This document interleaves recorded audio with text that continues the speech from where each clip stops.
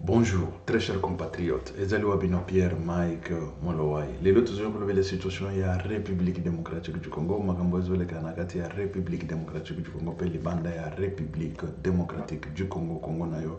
Congo nanga Congo ya beso nyoso ba Congolais. Sans tarder to kende relever la situation il y a Liboso Ezali situation sécuritaire dans l'est de la République démocratique du Congo.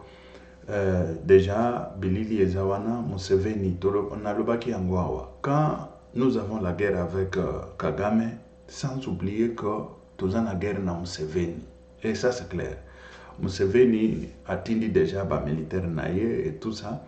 Bilili et Zawana. Bilili et Zawana, il faut que ça toye bakake to bundaga na ba deux pays wana. Et voilà. Burundi nde ko za la côté na biso. Mais na minute oyo tozali na Rwanda na Uganda bango Uganda ya Museveni bango nde bazobundisa biso totala nano Bilili et après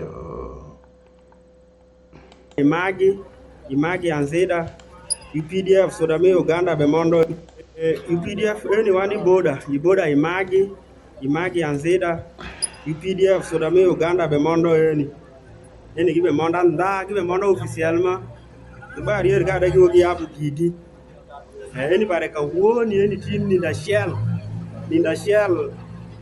mi di mirade gedi bare ki be ka to eni gini eni ge ka danda barrière ga da gi abu gidi gi abu gidi wane no kishu eni eno UPDF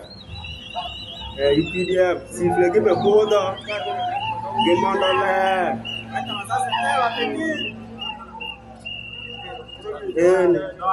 Wango moya do gibe sheo kani ere gikado frontière eni frontière gikado donc vraiment wango ngonya gibe shido kani kono gibe jigi territoire kae kono do gikado dunia wango ngo gibe manda migi officiellement ya Congo madong wango ngodo ngeni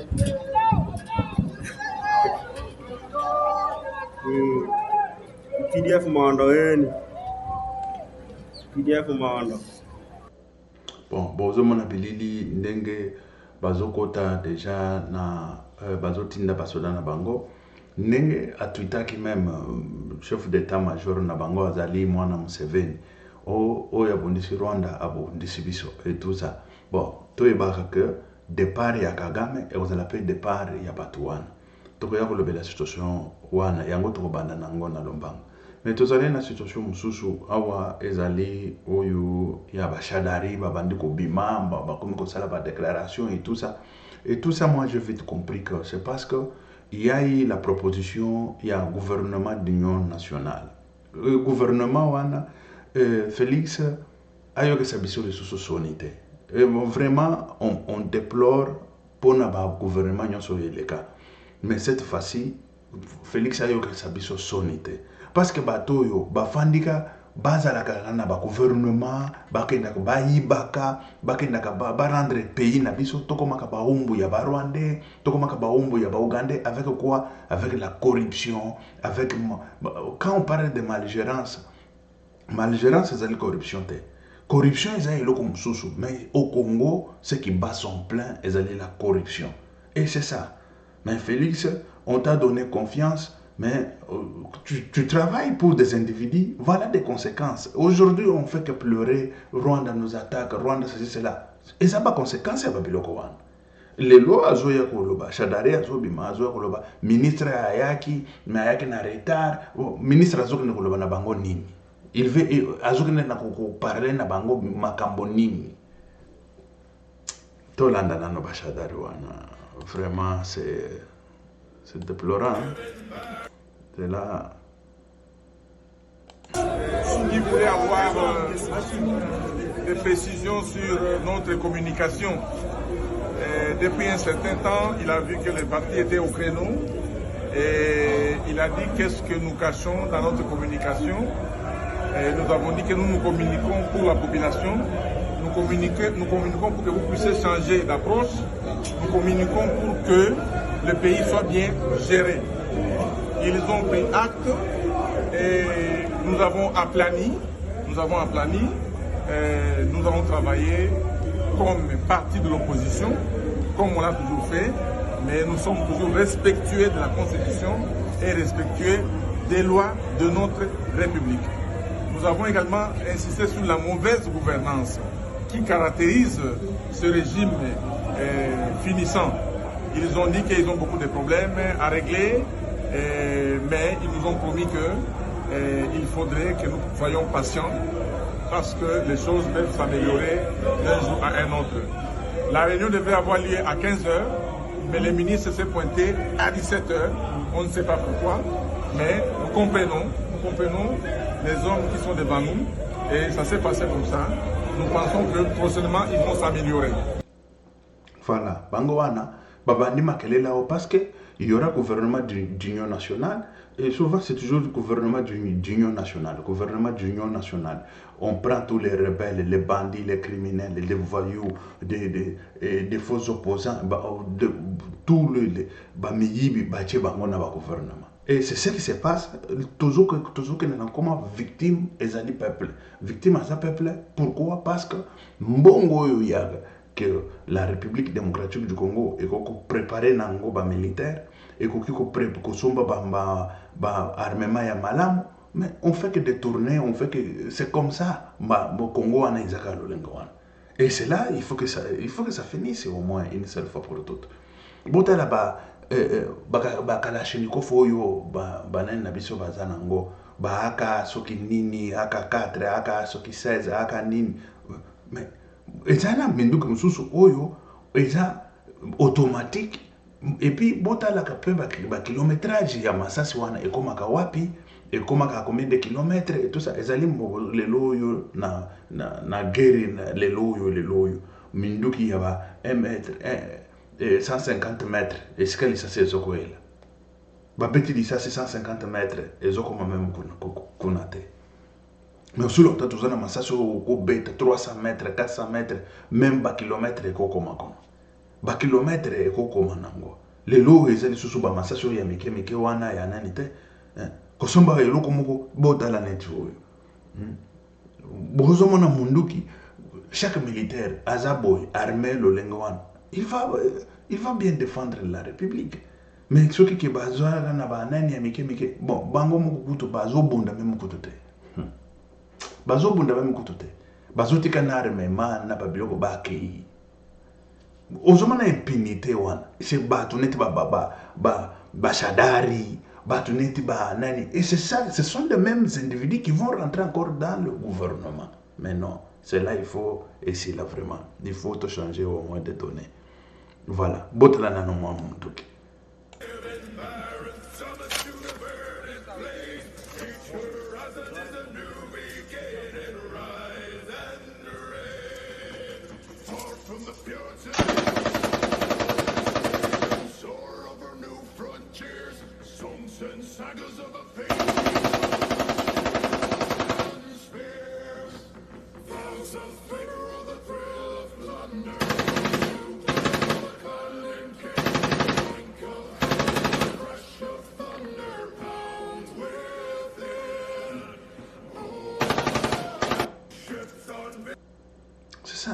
Parce que les gens moins bien équipés, le lingoana, il y a que bazo de guerre, bazo de kolonga. Tout le monde va me servir de bakosagana na bisote, bakagame bakosagana na bisote. Et tout ça est allié que peuple congolais et Congo est au moins élan. Quand je parle d'élan, c'est-à-dire que Congo est tout comme na nani à Congo, hein, na place à Congo. Mais les autres sont na place à Congo. Rwanda nous agresse, c'est vrai que la diplomatie a donné, mais on ne peut pas compter sur la diplomatie matin, midi, soir. Toujours mon akao unity ya nani kao ya guerre ya nini Russie nani. Bomoni président Trump ndenge abimisi ba makambo. Discussion moko très violent, discussion moko na kata diplomatie bon. Bao basala ba diplomatie ba bien. Bozoka ndenge babanda ko bonda wana ukrainien président ukrainien na président Trump en direct na ba télévision. En direct na ba télévision. À lobby wana, et c'est ça, moi je commence à comprendre que c'est là où est venu notre salvation, on va venir à salvation, notre secours est venu de là. Parce que il y a 33 milliards, non, 350 milliards, pardon, 350 milliards pour aider guerre ya Russie wana. Mais mbongo wana, minduki oyo il a fallu que Ukrainien bazaka nango po babunda nango na Russie yango Kagame aza nango na kati ya République démocratique du Congo. Investigateur ya toloba expert ya ONU expert ya yaki kotala moni minduki wana oyo minduki il a fallu ezala destiné pour que ndeko bunda na Russie yango bavanda kokopesa Kagame. Et Kagame yango azopesa ngo sikoyo basoda nae bazoya envahir la République démocratique du Congo. Et ça ezaline banani ba français bazoya kokosa biso bazokosa Félix wana le président français. Mais c'est ce qu'il faisait, c'est autre chose. Minduki barmema oyo il a fallu que ezala kuna bazo bomala biso ba congolais bazoya nango na kati ya République démocratique du Congo. Oh, Rwanda est fort, Rwanda est fort, Rwanda nous agresse et tout ceci cela. Mais ce que Trump dans à côté batuna ye situation wana parce que baza informé, bien informé que quiconque ba américain batuna qui est directement na télévision situation wana ya comment situation ya guerre ya est ya République démocratique du Congo. Rwanda agresse la République démocratique du Congo. Alors qui d'office que ce n'est pas le lieu de parler de ça. Ce n'est pas le lieu de parler de ça. Parce que ayeba qui situation nini oyozolega na est la République démocratique du Congo. Ayeba qui situation nini parce que situation wana ezaki séquestré na ba français, séquestré na ba européen. 350 milliards de bima, c'est ma pesa ba européen. Ba pesa ba mbongo wana. Mais mbongo wana e bonga ba bimisaka to banda mona wa o ezali nani eloko moko oyo soki ya nini solidarité européenne o France akopesa minduki boye akopesa voilà akopesa ba char de combat boye. Allemagne apesa ki ba char de combat soki combien boye ba char de combat o ya makasi ba mboka msusu epesa ki pesa nzoka ezaki mbongo oyo les États-Unis apesa ki 350 milliards. Mais les États-Unis azana misole bele talaka atiaki po ba déstabiliser Russie. Et wana Trump libanda. Et Trump sikoyo ayipo akonta na bokonzi président ya nani ya Ukraine azosala publicité azosala campagne pona ba républicain ba échoué sikoyo Trump akoti Trump a fâché ye a bomba raté yango ibima ki siko polele aye ko tchango kana télévision bino musibo mona coopération ezosala na télévision na télévision ko. Et puis, ils étaient paroles beaucoup très violentes. Et voilà. Même parole wana, Trump a tuni mbongo to pesa kibino 350 milliards ekenda wapi. Bobi sabiso kuna mbongo ekenda. Sans biso bokosala rien. Et puis il était catégorique. Et à comprendre que mbongo s'éparpilla ekenda en Afrique. Ba minduki ekenda en Afrique.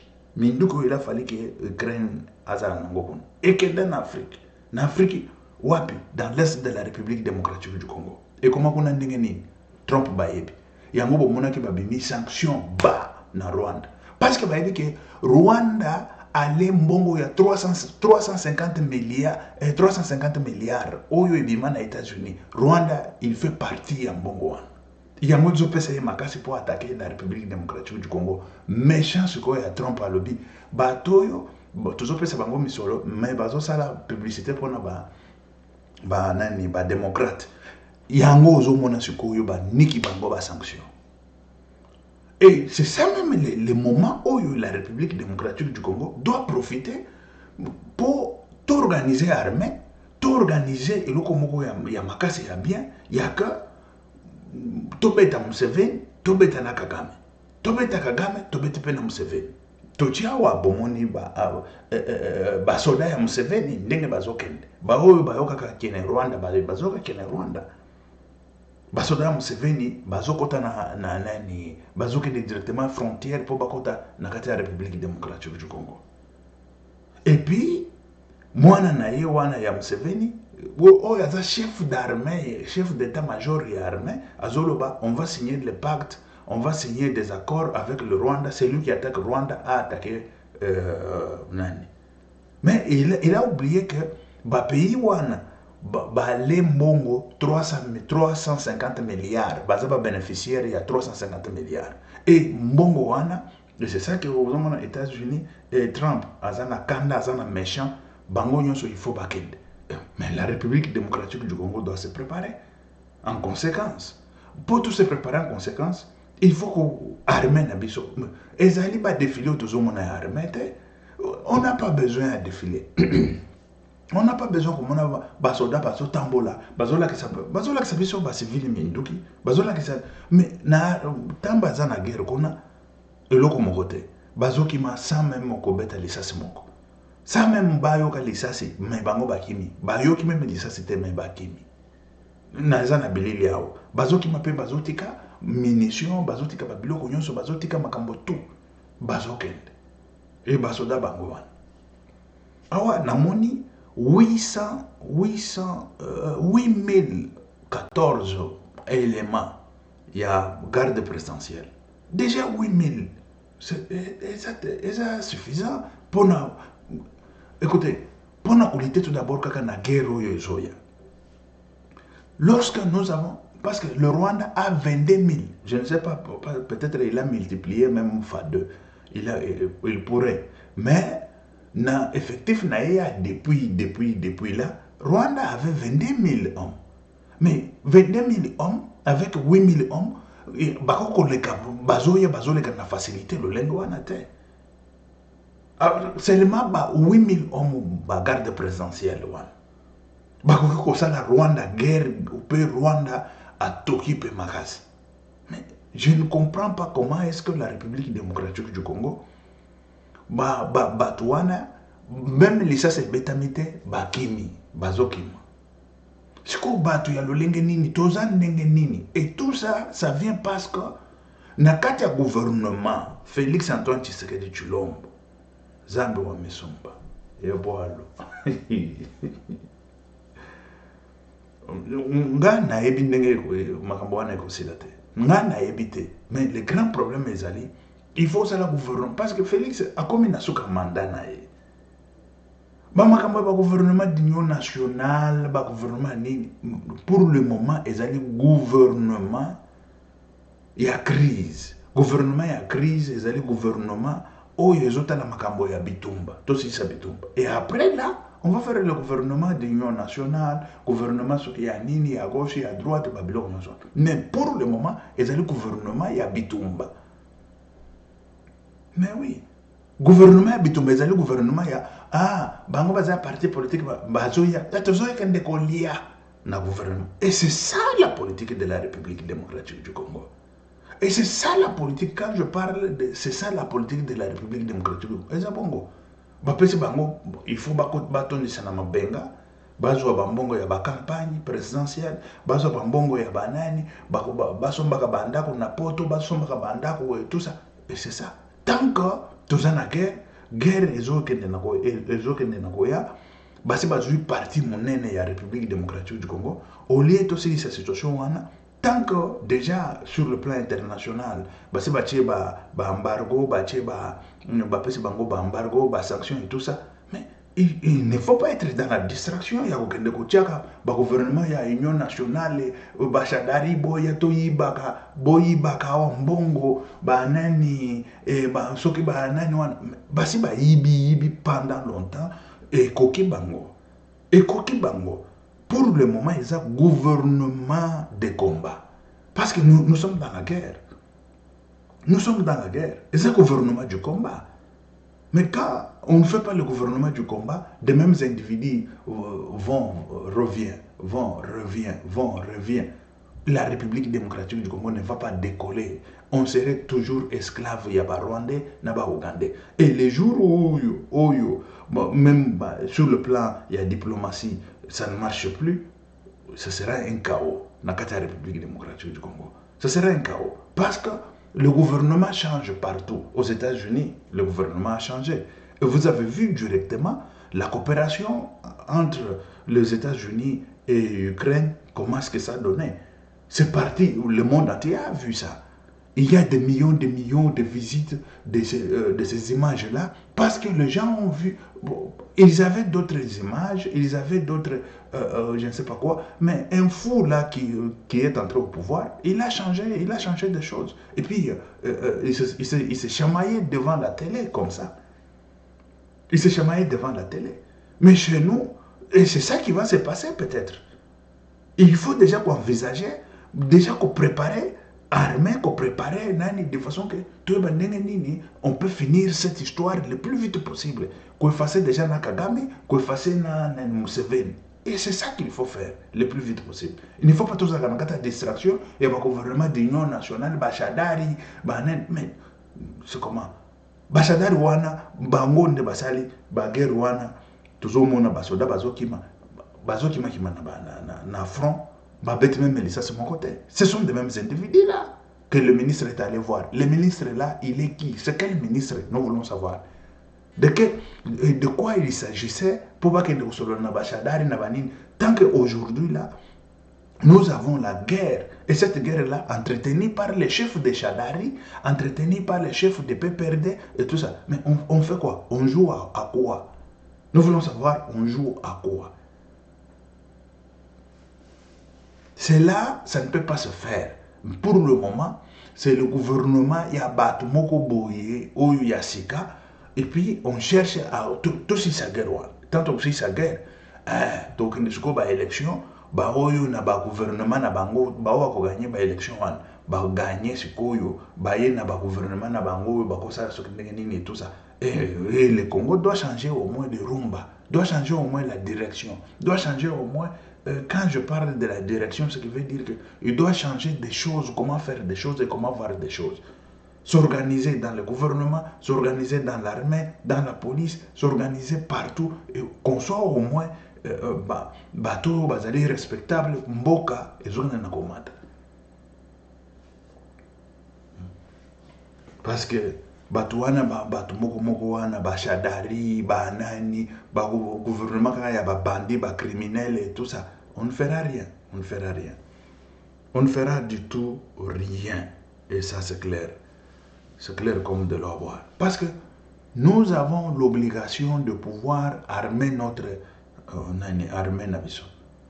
Bazara na minduki moko sophistiqué pour le moment. Excusez. Minduki sophistiqué. Drone, nini. Drone oyo kende ko boka ba bombe. Drone oyo contrôler yepe na bombe bo. Et c'est ça. Tout ça kana avion de guerre, tout ça kana armée de l'air, armée marin et tout ça. On n'a pas ni de marins, marins na habité ceux qui bazalaka wapi na Congo. Hein? Marine, armée marine. Na habité, armée de l'air. Kaka watu monaki des avions wana kuto bakangi yango kuna na Goma. Tout le monde yango kuna na Goma bakangi yango et tout ça. C'est quoi ça? Avion wana na habité ceux qui pomba ceux qui 2 fois 3 fois babeta ki yango na ni boy et tout ça. Vous imaginez? On n'a pas besoin il y a spectacle. Nous avons besoin des actes concrets. Des actes concrets, ce qui veut dire on est au moins responsable. Il y a makambo toujours ça là. il y a que tout changer la République, tout changer au moins armée, tout changer au moins net. Bon, bah jeune bakokoya, bazo s'enrôler. Mais bao nyonso baza parce que jeune quand il entre dans l'armée, il ne sera pas directement un officier ou général, capitaine et tout ça. Mais bah généraux toujours mon awan. Je ne sais pas s'il y a combien de généraux. Même dans 8000 tout le monde a déjà des généraux, ceux qui 3, 4, on a déjà. Bazo pesa général, à Katilo Sako. Je parle de repos général. Bango soit général. Oui, général. Général. Nous avons des généraux Wenze. Et c'est ça aussi le grand problème. Et les généraux, Bango, ne pas ça là, de fait, tout ça là sans guerre. Ce sont des généraux là. Hein? Ce sont des généraux de la République démocratique du Congo, bien sûr, à l'occurrence que je suis en train de parler. Des généraux de la République démocratique du Congo. Et ces généraux, Bangonde, Bazo Sala, Baguerre, Wana, Bazo Triquet, Bazo Sala de n'importe quoi. Bon, garde républicaine, Yangona Nwekenda guerre, bien sûr, ça, on ne dit pas de garde républicaine. Mais à partir de la garde républicaine, 8000 hommes, 8015 hommes, nous avons vu que 8015 hommes, nous avons vu qu'il y a déjà, je ne sais pas combien de généraux là-bas. Bon. Et maintenant, si on parle de la République démocratique du Congo, je ne sais même pas si c'est combien de généraux. Si on a des généraux, nous avons une guerre, Salimi, coin, même Batom Seven, nous avons un armement, nous avons une troupe ezokende, armement ya malonga ezate. Mais au moment Congo na biso, ezaka lisasi même l'élite. Wash bakimi. Lisasi l'élite. Wash moto bakimi. Babundaka na Goma. Et na Goma wana c'est parce que synchronisation. Ya ba banda ko bunda. Na ba oyo il a fallu ba ya ko ravitailler ezala kite. Bazolo ba o ba cercle que déjà Goma et tout ça. Mais tout ce temps banda ko encercler ba généraux wana bazaki wapi po bayeba. Ba cartographique ya nani ya république bazaka nangote. Cartographique ya nani plan bazaka nangote. Bon, ça c'est nani ya liboso. Dede comment ba généraux wana bakimaki avant, ce que 3 jours avant, batiki ba militaire wana. Comment bakimaki avant, ce que ba généraux ngo wana baza wapi. Non, bobo l'axibiso ke bango tokangi et tout ça. Non, ba trahir Goma. Goma wana e koyaki. Ba trahir yango. Mais ba généraux wana baza wapi. Jusqu'aujourd'hui, on ne sait même pas ils sont où. Il faut nous présenter des généraux général Fulani Yewo Bakangi. Général Fulani Yewo Bakangi. Mais tout le monde a moi trop pour ya basodawan ba fuyar Bakangi bango bazo juger bango. Mais nous voulons voir des généraux parce que ce sont des généraux qui ont quoi fait tout ce qui s'est passé dans l'Est de la République démocratique du Congo, précisément à Goma. Parce que Makambo il est à Goma.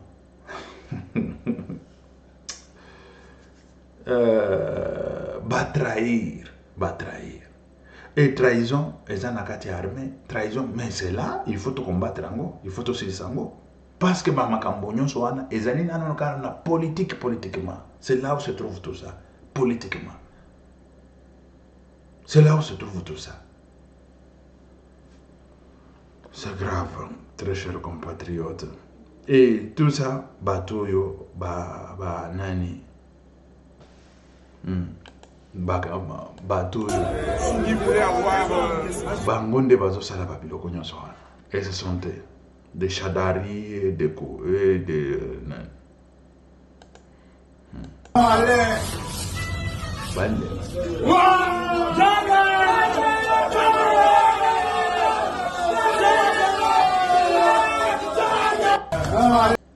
Voilà, libérer.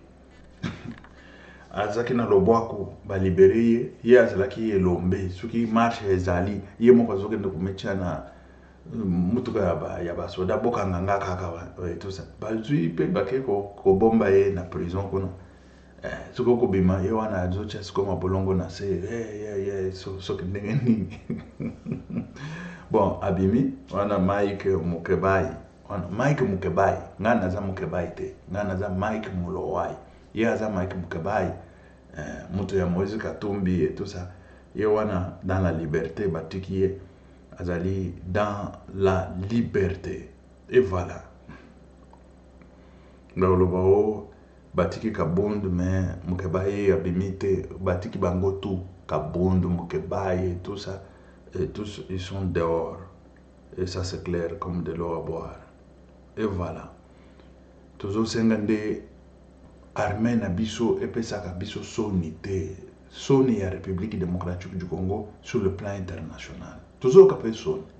C'est vrai que la diplomatie a fonctionné, mais il faut que la force aussi fonctionne dans l'est de la République démocratique du Congo. Baba me bali net baronde.